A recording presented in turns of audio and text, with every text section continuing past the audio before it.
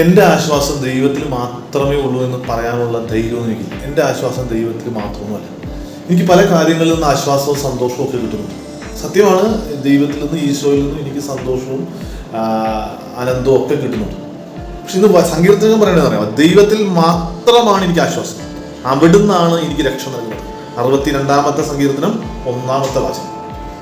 ഇവിടെ ഈ വചനം വെച്ചിട്ട് ഞാൻ ചിന്തിച്ച് നോക്കേണ്ട ഒരു പ്രധാനപ്പെട്ട കാര്യം എന്ന് പറയുന്നത്, എനിക്ക് പല കാര്യങ്ങളിൽ നിന്ന് ആശ്വാസവും കിട്ടുന്നുണ്ട്. അത് നമ്മൾ സമ്മതിച്ചേ പറ്റുള്ളൂ. സുഹൃത്തുക്കളിൽ നിന്ന്, നമ്മൾ പോയി സംബന്ധിക്കുന്ന എൻ്റർടൈൻമെൻ്റ് ആയിട്ടുള്ള കാര്യങ്ങളിൽ നിന്ന്, നമുക്ക് കിട്ടുന്ന ഭക്ഷണത്തിൽ നിന്നൊക്കെ ആശ്വാസം, നല്ല സന്തോഷവും കിട്ടുന്നുണ്ട്.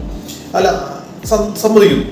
പക്ഷേ ഇതിലൊന്ന് താരതമ്യം ചെയ്ത് നോക്കിയാൽ എങ്ങനെയായിരിക്കും അതിനകത്ത് ഒന്നുള്ള കാര്യമെന്നാണ്.